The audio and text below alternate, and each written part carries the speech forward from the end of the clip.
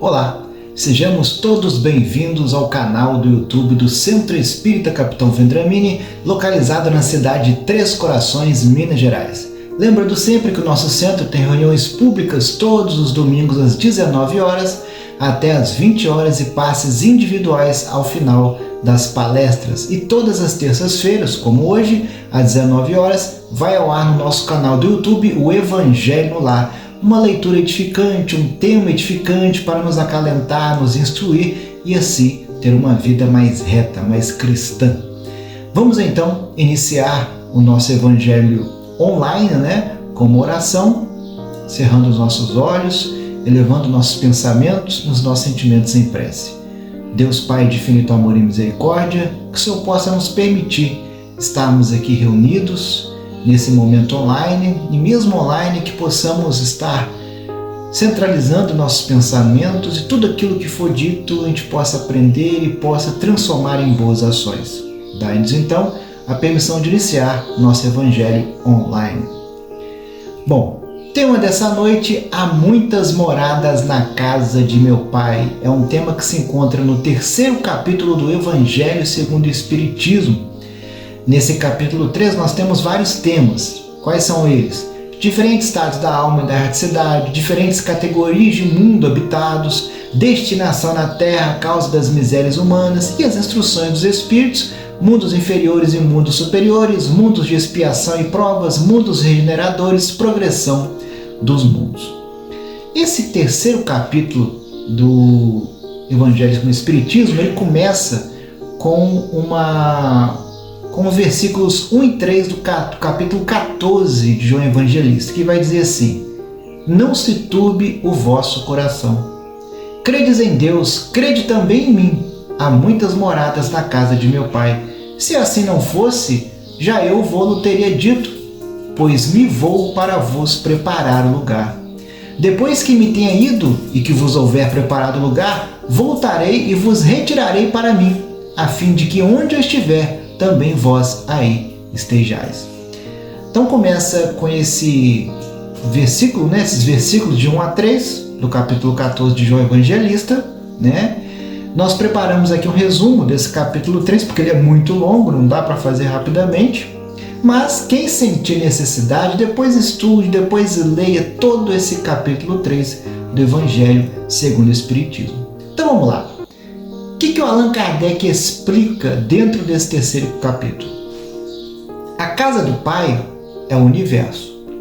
As diferentes moradas são os mundos que circulam o nosso espaço infinito, oferecendo aos espíritos encarnados estações apropriadas ao seu adiantamento. A gente pode compreender essas palavras pelo estado feliz ou infeliz do espírito na erraticidade. Lembrando que a erraticidade é quando a gente está no mundo espiritual, no plano espiritual. Então, conforme mais ou menos despreendido dos laços materiais ou mais ou menos purificado, as sensações que se sentem vão variar muito, podemos dizer que variam até o infinito. Enquanto os espíritos culpados erram nas trevas local, os felizes gozam na sua felicidade, também propiciando o local. Na erraticidade, nós temos várias moradas, mas elas não estão circunscritas, quer dizer que elas não têm lugar pré-definido, igual no plano material. Emmanuel, por exemplo, ele nos auxilia dizendo que aprendemos hoje que a vida se espalha em todos os domínios universais do sem fim, do infinito, que os mundos se multiplicam infinitamente no plano cósmico, Então não está circunscrito. Temos desse modo sóis, planetas incontáveis, vinculados às pluriformes esferas espirituais, muitas esferas. Os espíritos nos ensinam que nos diferentes mundos há uma diversificação quanto aos seus habitantes, são todos diferentes. Tomando a Terra como ponto de comparação, podemos ter mundos inferiores, superiores ou mesmo estágios que poderíamos considerar assim mundos intermediários. Nos mundos inferiores, então, a existência é totalmente material. As paixões elas vão comandar as nossas ações quase não existe vida moral, eles não sabem o que é isso. A forma humana é mais rudimentar, mais bruta, né? Não tem delicadeza. É aquele esquema que a gente pergunta, né? Na era pré-histórica, qual que era a ferramenta? A mão, a força bruta. Então eles não têm noção do que é justo, do que é injusto. São mundos sem indústria, sem invenções, mundos primitivos. Já nos mundos intermediários, há uma mistura ali entre o bem e o mal, né? Com a predominância de um ou de outro, né? Vai depender do adiantamento daquele planeta. Já nos mundos superiores, a influência da matéria diminui e podemos dizer que a vida é toda espiritual. A forma humana, ela é mais aperfeiçoada, ela é mais purificada, os sentidos são mais amplos, não há doença e a vida é muito mais feliz. A locomoção é mais fácil, os homens conservam a sua vontade, traços das existências passadas, a vida é mais longa, não há ambição ou como subjugar, né, o outro. Ocorre ali a livre transmissão do pensamento, a gente consegue ler os pensamentos dos outros. Os espíritos encarnados em um mundo não ficam presos a ele, estagiam nos diversos tipos de mundo, procurando locais adequados a seu adiantamento. Agora, e os espíritos encarnados, né? Eles não ficam ali presos só naquele planeta, eles podem ir para outros planetas mais adiantados ou menos adiantados, né? É uma felicidade, a gente pode dizer, quando o espírito passa de um mundo inferior para um mundo mais adiantado, né? Mas é um castigo quando ele faz o contrário, ele está num planeta e passa para um outro planeta mais inferior.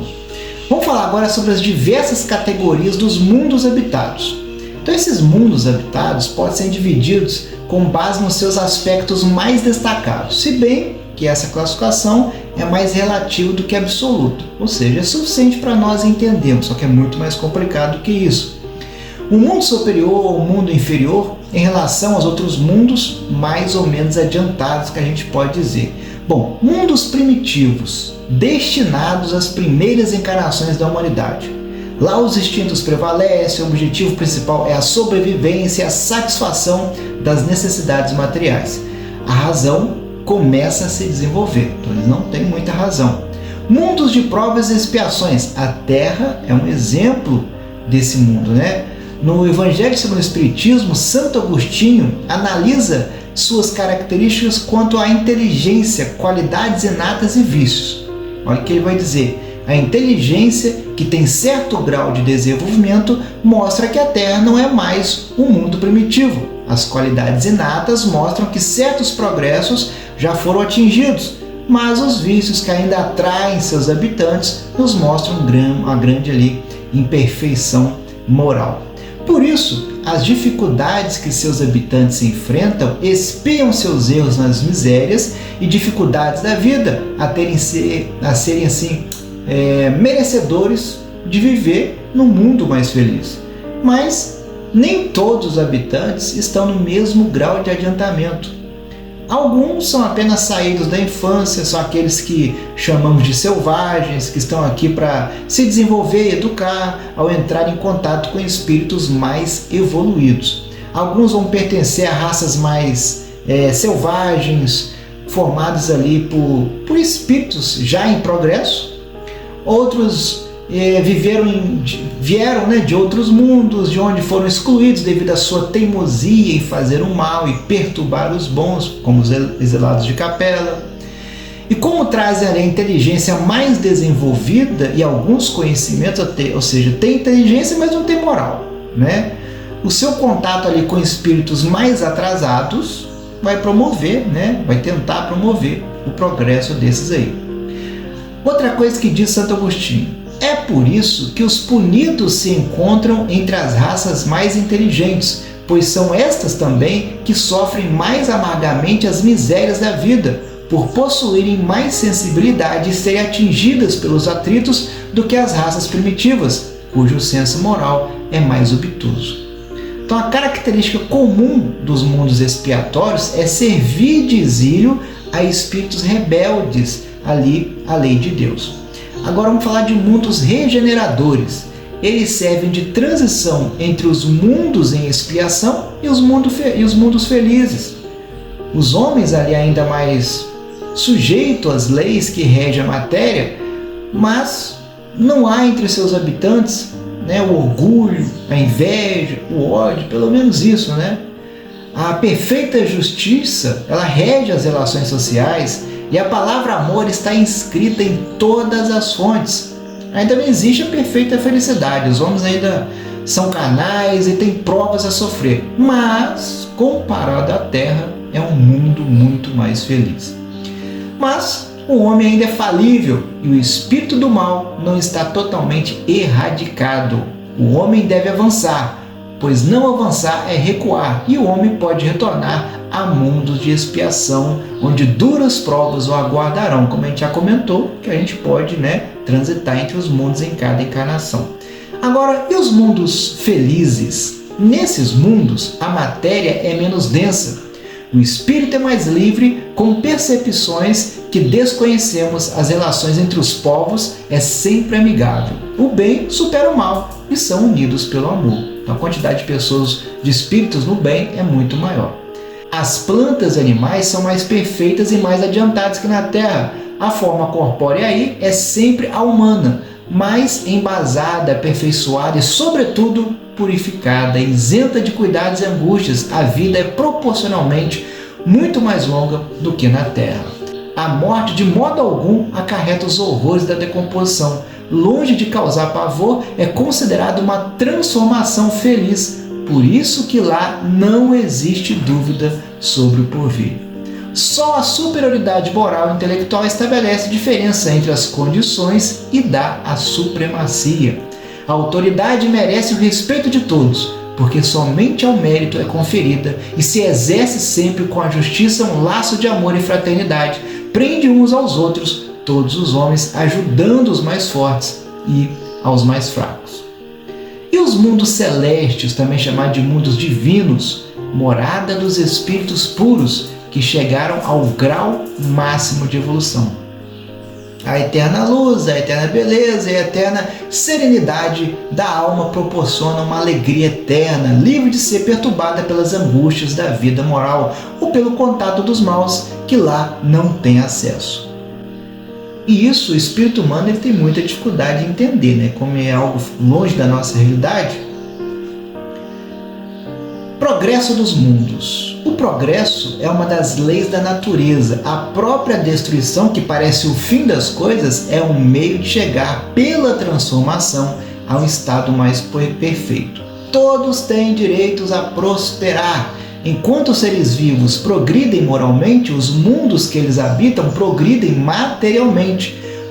Todos progridem paralelamente com o homem, os animais, seus auxiliares, os dos vegetais. A Terra já esteve moral e materialmente em estágio inferior.